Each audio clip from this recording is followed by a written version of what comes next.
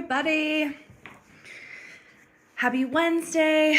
We are on episode 35, and we are going to be talking about how to change your habits around food that are going to be fast and easy, right? So the things that we're talking about today are what we tell our clients so that they can get faster results, like, feeling more at peace with food, feeling more in control, feeling all around more energy, right? So if you're struggling with those things, we are definitely going to be talking about the day, like sugar. We're going to dive into sugar, emotional eating, stress eating, and then nighttime eating and like junk food. So I am going to make sure hey Ricky, hey Aaron, I see you on. Say hello if you are watching live. Say hello. Tell us where you're from, where you're watching from, and then maybe what is one habit around food and eating and your health that you really want to change or that's really bothering you. And I am looking at where I can bring Hannah in so that she can join us. Your viewers, allow your viewers to record. Okay, so, all right, I feel like my computer might just be slow. Oh, there she is. Cool, here she is. Okay, oops, approve. Okay, awesome. So let's dive in. How to change your habits. Hey, Aaron, Missouri. Aaron's coming in from Missouri, and Ricky is here too. Hello. So yeah, Hannah, I was just saying, like, we're going to talk about sugar, emotional eating, nighttime eating, and how to start changing some of these habits. These are some of the habits that we hear the most complaints about. And again, I was sharing that what we're going to share today is what, basically when our clients start working on these habits, they're the ones that change the quickest. So, and we want people to get quick results, feeling better right away. So that way we can start focusing on like some of the deeper layers, right? So, all right, Hannah, do you want to do our formal introduction? Because I did not do that. Oh yeah, of course. Hey, welcome you guys. So glad you're here. If you are new to the group, welcome. If you're new to this live, never joined us on one of these discussions, we do it weekly. Our intention for these discussions is to help you feel better about food, right? Really heal your relationship with food. And that's why we did this one this week is to change your habits in an easy, fast way. Because honestly, we try to change our food with food, which is not always the answer. Food is half the story. We are the other half of the story. How we show up to eat is part of the story. And so the work that me and Sierra do, eating psychology, is such a beautiful, gentle way to look at nutrition, to look at your health. And so we wanted to give you some quick wins on how you can start changing these behaviors because they can take over your life. A lot of people are saying they feel out of control. They want to, they think about food all the time. And so we want to create this space to give you inspiration and know that it's possible that you can heal your relationship with food and think about food when you're hungry and not all day long. So I am Hannah Hips. This is Sierra Spencer. We are the coaches here. We are eating psychology coaches, mind body nutrition coach. Sierra is a diet recovery coach and a weight neutral coach, and I am a yoga instructor and a meditation facilitator. And we are donut loving, veggie eating coaches. We love just the simplicity of food. We enjoy our food, and yet we are not consumed by food. So there's a lot to life, and we are here to spread the mission of what is it? What potential do you have that you're missing out on because food is taking over your life and that's all you can think about and it rules you. And we're here to give you the power back to be empowered with food. And so let's dive in for today. All right, thank you, Hannah. It's a beautiful introduction. She always does such a good job with that. All right, let's talk about sugar. So, people like sugar habit, like how to change your habit around sugar, right? Sugar is like a hot topic. It's like really loaded topic. And we have done a lot of trainings on sugar. We have a sugar addiction class. We know a lot about sugar and we talk a lot about sugar because a lot of people feel like it's a really big pull. And so I'm going to just share with you one small little tip to help changing your habits around sugar. and it is destigmatize. So what does that mean? So the more that we try to like restrict sugar and like it's a bad thing, and the more we obsess about not eating sugar, guess what? You want to eat it, right? So like there's been there's a study about where researchers put a group of kids in a room, and there was red M&Ms and yellow M&Ms, and the researchers said, all right kids, you can eat all the yellow M&Ms you want but no red M&Ms. Guess which M&Ms got the most attention? The red ones, right? The ones that you can't have. So around when it comes to sugar, what happens is when we start demonizing it and making it wrong or bad, we attach these negative thoughts to sugar, and it creates a cycle where sugar is bad, sugar is bad. I'm not going to eat sugar. I'm going to cut it out. I'm not going to eat any sugar. And then all of a sudden we start feeling like we have a craving, and then it's like maybe you're like, okay, well I'll just have a few grapes, like that'll cure my sweet craving. And then you're like, oh, that didn't work. So like maybe I'll have like some graham crackers. Those are low fat, and like I'll just try some. Oh, okay, well that didn't work. And then all of a sudden, you're like a pint of ice cream later, and like a whole bag of cookies later. You're like, oh my god, I'm out of control with sugar. I do have a problem. I am addicted, so I'm just gonna go right back into the cycle of trying to restrict it. And the problem is that doesn't work. Okay, restricting it and like obsessing about sugar does not work. So we need to start to destigmatize sugar. And how can you allow sugar back into your life in small portions without feeling guilty about it? And I know this is like a big topic, and we dive into this way more in depth in some of our programs. But that would be my tip for the sugar habit, is actually how can you allow it in without guilt? Yeah, it's almost like t thinking of sugar not good or bad, right? Because, and if it's good or bad, most likely we are then judging ourselves about eating it, which then puts you back in the cycle. That's why we're just like destigmatize it. The second habit that comes up a lot with our clients is emotional eating, stress eating, using food to cope. This is something that shows up all the time. So if that is you, just give me a thumbs up on in the comments just so we know.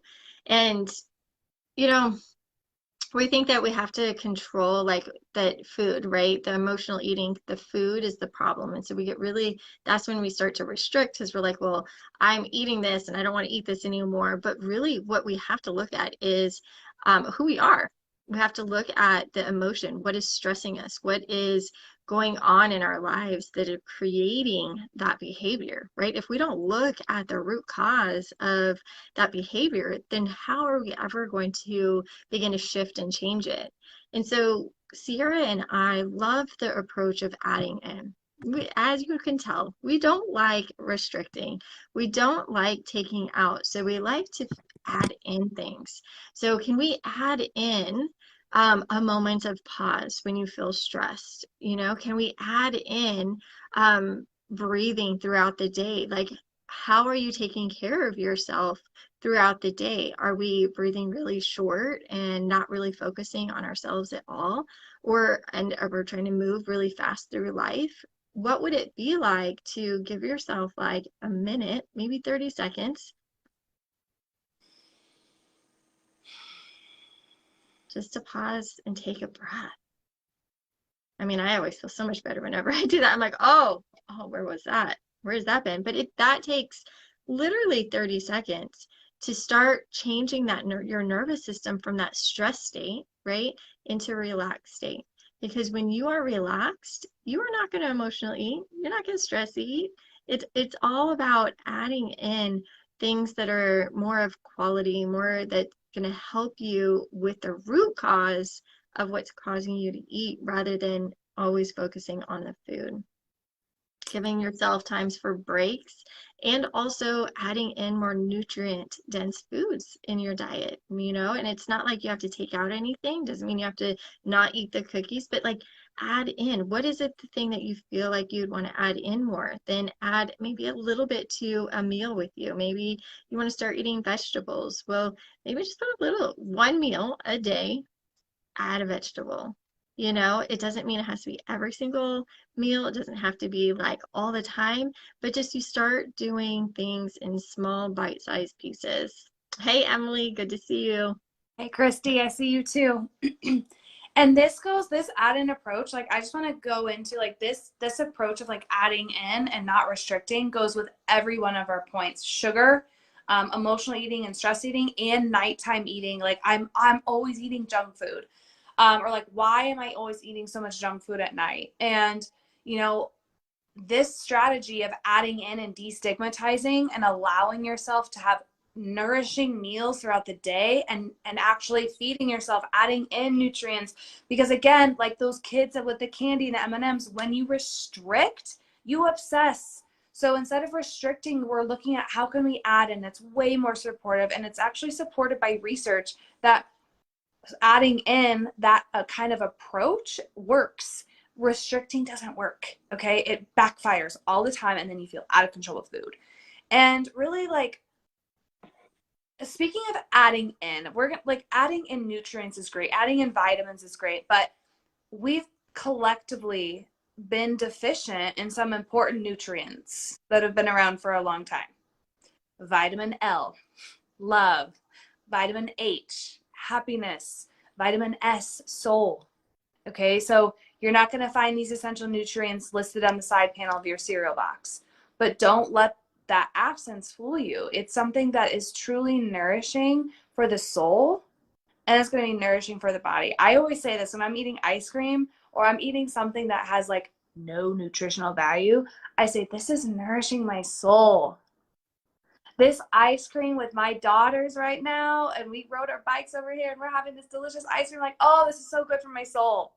This is fun. This is happiness. This is love. This is vitamin. This is soul, right? Like those are the vitamins that are missing from a lot of our eating experience today, because we're guilty, we're rushed, we don't give ourselves time. We're like obsessing about the what we're actually eating, and instead of like, what if we could slow down? And ice cream can absolutely be nourishing. So it's like taking a different approach to food. And that's what we do here at Food Freedom Confidence. That's what we do in our empowered eating programs.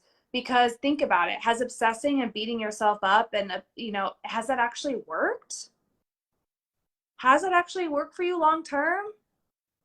Did that keep the weight off long term? Right? So it's like it's time for a different approach, and that's what we do. Like that's the eating psychology and the mind body nutrition approach, and that's what we're going to be kind of going over in the next month, is going back to the basics of eating psychology and how we can help you guys get some quick results, and start to see some changes in your life. We want to give those to you, and our empowered eating inner circle doors are open. And if you're wanting the eating psychology approach, you're wanting something different, you're wanting to go deeper and heal, our doors are open. So comment below if you're interested, reach out to us, and we'd be happy to set up a call to talk with you more about what the inner circle could do for you. Yeah, when you were talking about the vitamins that we're deficient in, like I want you guys to like really take that in. Vitamin L, love. Vitamin H, happiness. Vitamin S, soul. Do you have those A in your meals or in your life? Or are we missing out on that? And when you were saying that, I'm just like, oh my God, doesn't that just feel so juicy and tasty? Like, what would it be like to have a meal that you just feel so good about? And it's like, it doesn't matter what's on your plate, but you feel like you're nourishing yourself on such a deeper level. Because we often think that it's like black and white, and I can only eat this way, and I can't have that, or if I eat that, then I can't eat this. It's so confusing out there. And what our main goal is to bring the power back to you, where we're never going to tell you what you should eat or not eat. That's not what we do. What we do tell you is how to eat your food in a way that is going to put you in optimal health so you can actually digest your food, turn on your metabolism, and turn up your calorie burning so you have this metabolic power to digest life, to digest your food, and you become the person that you want to. You have so much potential inside of you that is waiting to come out. But right now, food is like bogging you down and weighing you down and taking your power. So we're here to bring that power back to you because you deserve it, you're worthy, and there's so much more to you than food. Absolutely. Yes, Emily, thanks for the hearts and the laugh, the smiles. It's so good to see you. All right, guys, thanks. We hope you enjoyed today's episode. Stay tuned. Again, we do these every Wednesday. If you have questions, comments, or you're ready to go deeper into healing, please shoot us a message or comment below. I'm interested, and we'll reach out to you to help you take that next step. And we do have some exciting things coming up, so just stay tuned. We're not ready to announce it yet, but we do. Bye, guys.